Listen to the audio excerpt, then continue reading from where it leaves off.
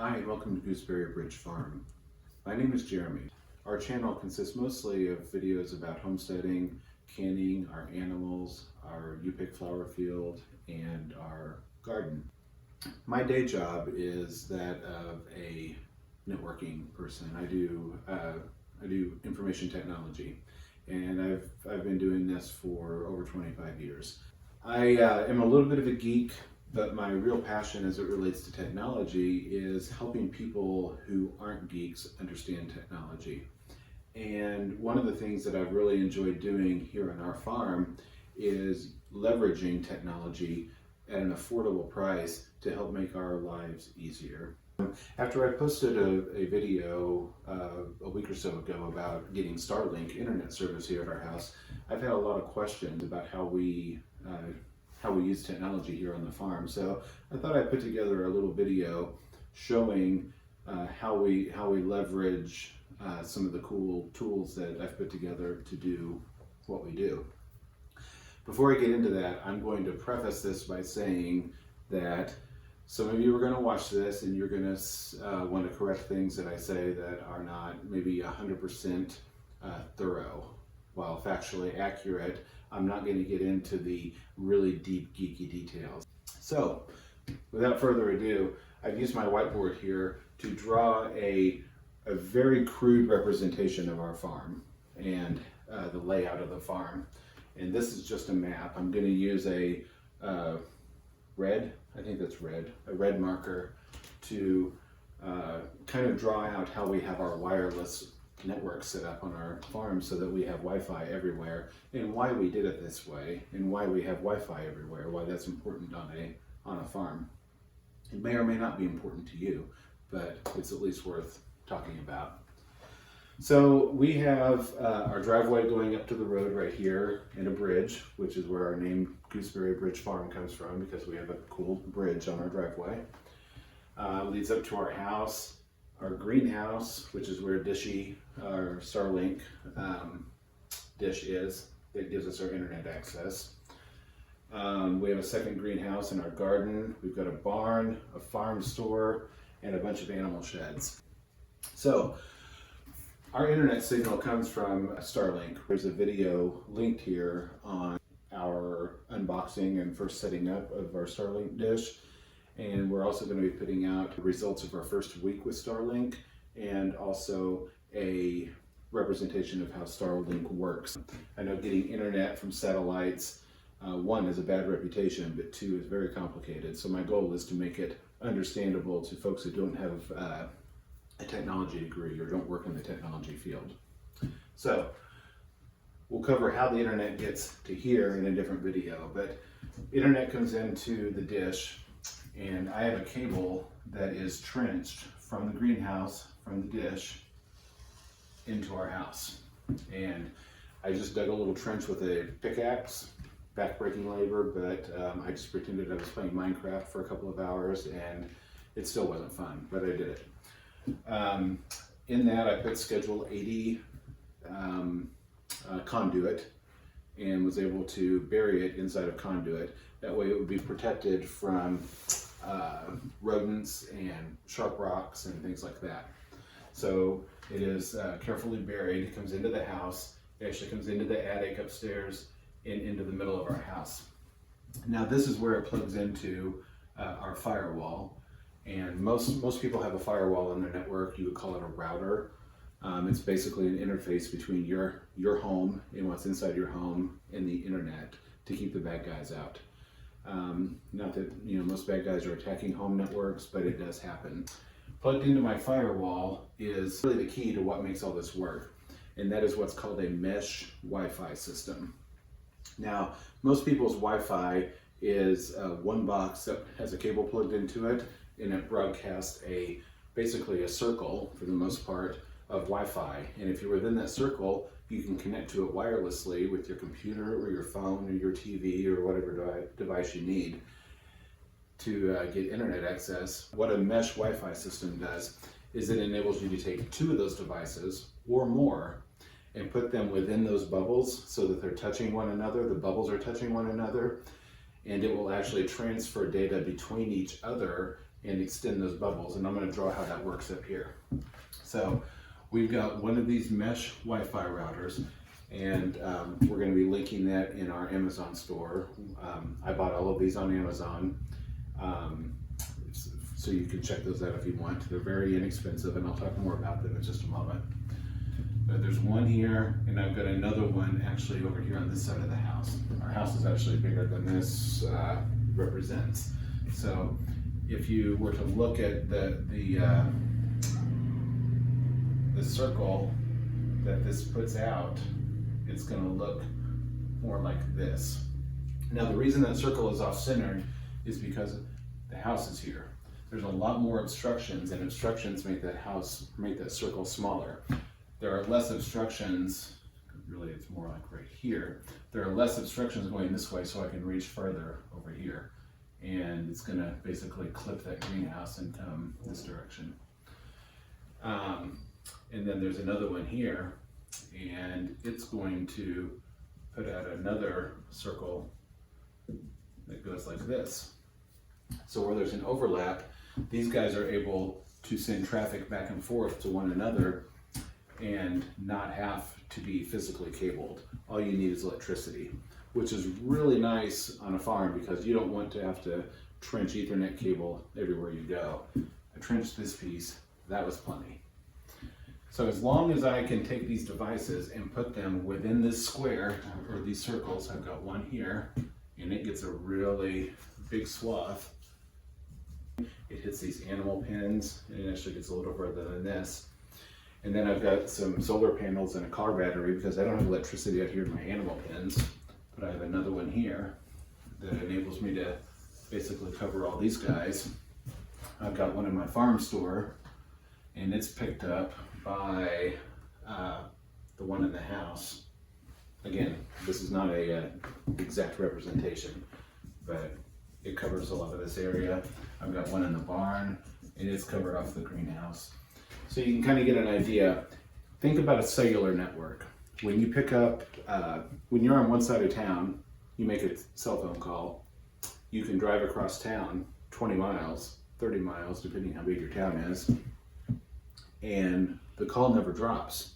What happens is the cellular companies have towers strategically placed that will hand off your signal. So when you're driving down the street, you run out of the range of one tower, your phone looks for the next tower and hands the call over effectively. Again, it's not exactly how it works, but to you, that's how it works. Hands it off to the next tower, so you could technically drive hundreds of miles as long as there are towers strategically placed, and it will hand off that signal. Well, that's what's happening here. As long as there are overlapping signals, we can get Wi-Fi out here. Now, why is that important to me? Why do I need Wi-Fi at my goat pen? Well, it's really nice because I have some little Wi-Fi cameras, a cheap little IP camera. All it needs is power, and you configure it to connect to your Wi-Fi. I can, from my phone in the house, access this. I can put it in a house where a goat that might be in labor is, and check in on her a few times a night. Looks like she starts to go into labor. We'll go outside at 2 or 3 in the morning, but it saves a lot of trips out back and forth.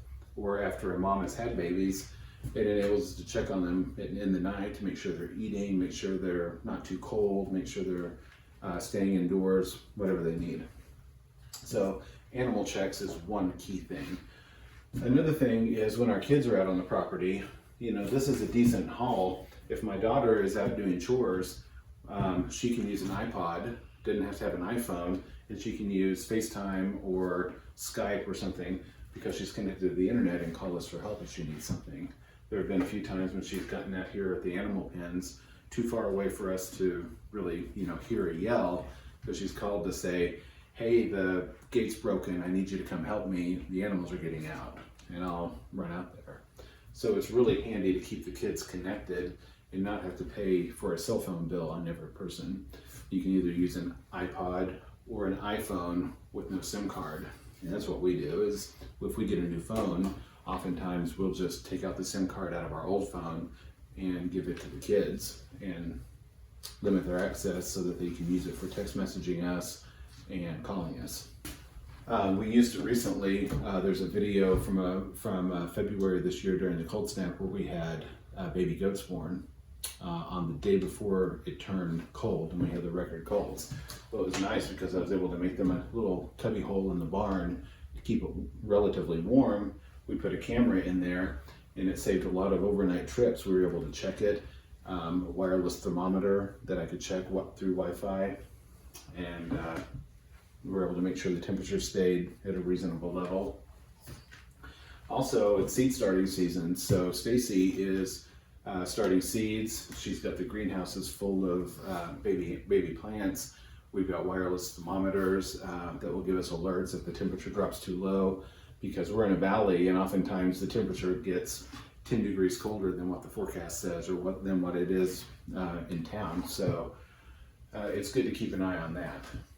From a product standpoint, what these are is again, I called it a Mesh Wi-Fi. The one we use is from a company called TP-Link. Again, it'll be linked in the show notes in our Amazon store. But 3 of these little guys cost about $179, a 3-pack of them, which is really pretty inexpensive. And over our farm, we've got about 10 of them, I would say, spread out so that we can get Wi-Fi all over the place. So I've got a few $100s invested in it, but it's not the thousands of dollars that it would be to do an enterprise class Wi-Fi mesh. The ones that I would put in for a business client would handle a lot more traffic than we use, hundreds of devices. They have a lot higher level of security and encryption than these do. However, just living on a farm, looking at goats, it's less of a concern. Plus, I'm out in the middle of nowhere. If somebody gets close enough to really get in and see my Wi-Fi, they're going to be close enough for me to know they're there. So it's less of a concern to me than it would be for a bank or a law firm or a healthcare organization. So I can afford to put in a cheaper home class device. Now, one thing about these is they're not technically rated to work outdoors. This one's outside. It's not in the rain. It's under a little shelter under my solar panels, but it is technically gets cold. It gets down to it got down to 17 degrees below zero in February when the cold Arctic blast hit. It's been over 100 degrees, and it's outside of the working parameters of the devices by their boxes, but knock on wood, I've never had an issue with them. So that's been great. So now that I've given you an idea of what this looks like on paper or on a whiteboard, I'm going to walk around the farm and show you a couple of the setups I've got so you can see what these things look like in action. And I'll show you the solar panels and batteries and how they hook up to that. So let's go outside and take a look at some of this. Okay, we're outside in selfie mode now without the tripod, so pardon the shakiness.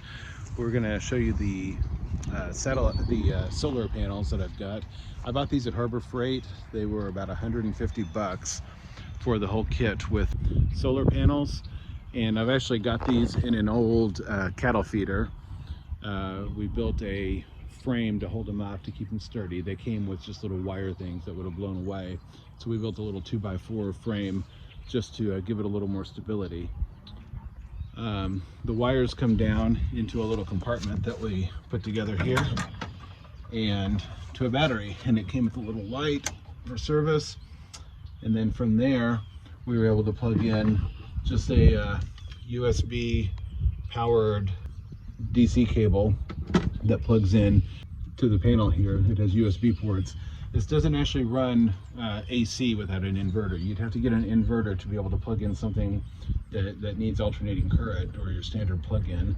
But for small network devices like the TP-Link Deco Wi-Fi access points I talked about, and some of the security cameras, generally anything that has the big transformer on it, you can run off of something like this with the proper cable. Now you have to be careful and do a little research. I don't want you to blow up equipment. If you get to that level, do a little research on it and figure out if it'll work off DC.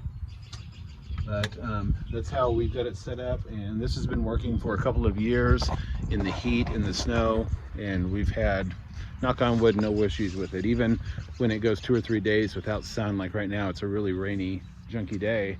The panels probably haven't charged the battery too much, but since we're pulling such a low amount of juice off the battery, it can actually keep the load going for days on end and power the Wi-Fi so that we can keep an eye on our goats and whatever else we need to out in the pasture where we don't have electricity.